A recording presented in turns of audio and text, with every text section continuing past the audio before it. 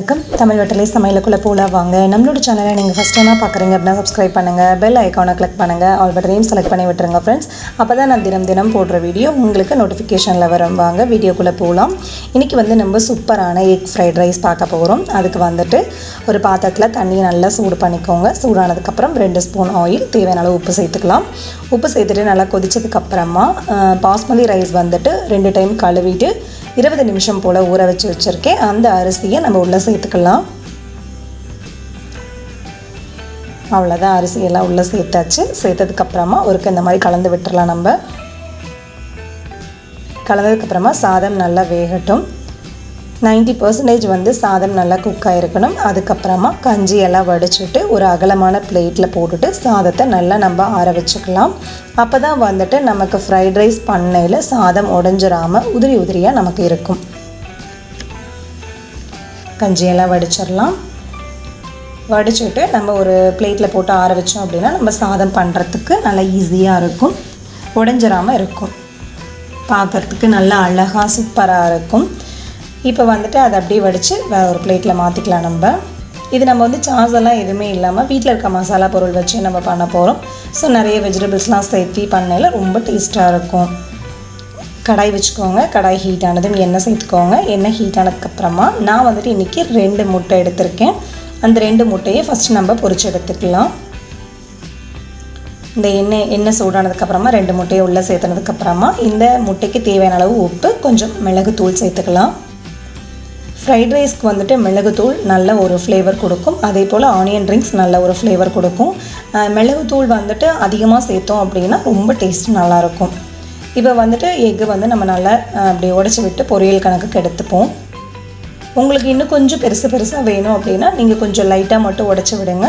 நான் கொஞ்சம் பொடிசாக உடச்சிருக்கேன் இந்த போவில். இதை நம்ம வேறு ஒரு பிளேட்டில் மாற்றிக்கலாம்.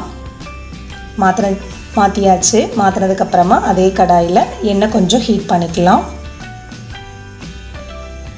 எண்ணெய் கொஞ்சம் ஹீட் ஆனதுக்கப்புறமா 3 பல்லு பூண்டு பொடுசாக கட் பண்ணி வச்சுருக்கேன். அதுவும் உள்ளே சேர்த்துக்கலாம். அதை சேர்த்துட்டு எண்ணெய் லைட்டாக கலந்ததுக்கப்புறமா ஆனியன் ரிங்ஸ் இருக்கிறது இல்லைங்க, அந்த ஆனியன் ரிங்ஸோட ஒயிட் ஆனியன் மட்டும் நம்ம எடுத்துக்க போகிறோம். இப்போது ஒயிட் ஆனியன் எடுத்துகிட்டு உள்ளே சேர்த்தாச்சு. அதை இப்போ நல்லா கலந்து விட்டுறலாம். நம்ம நல்லா கலந்ததுக்கப்புறமா ஒரு பச்சை மிளகா ரொம்ப பொடிசாக கட் பண்ணியிருக்கேன், அதுவும் உள்ளே சேர்த்துக்கலாம். அதை சேர்த்து கலந்ததுக்கப்புறமா இப்போ நம்ம வெஜிடபிள்ஸ் சேர்த்துக்கலாம். முட்டைக்கோஸ், பீன்ஸ், கொடமிளகாயில் பாதி மட்டும் எடுத்திருக்கேன், ஒரு கேரட், அதுக்கப்புறம் கொஞ்சம் பட்டாணி.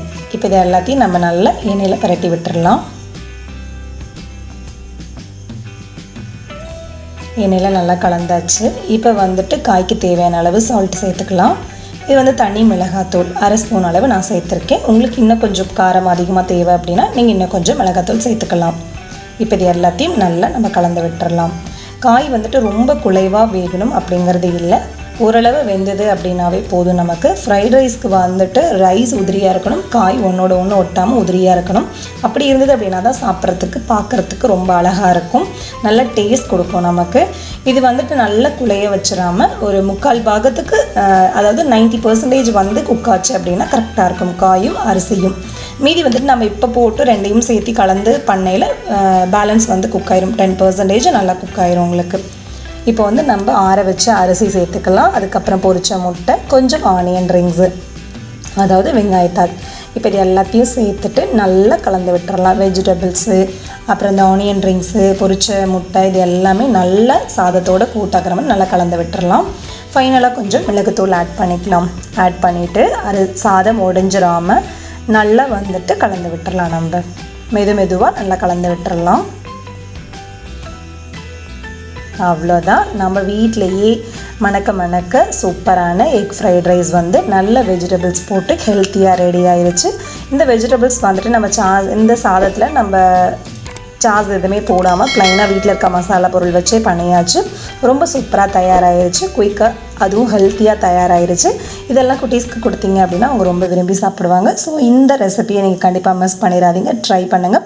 எப்படி இருக்குன்னு சொல்லிட்டு கமெண்ட் பண்ணுங்கள். நம்மளோட சேனலுக்கு சப்ஸ்கிரைப் பண்ணுங்கள். அப்போ தான் நாளைக்கு நான் போஸ்ட் பண்ணுற வீடியோ உங்களுக்கு நோட்டிஃபிகேஷனில் வரும்.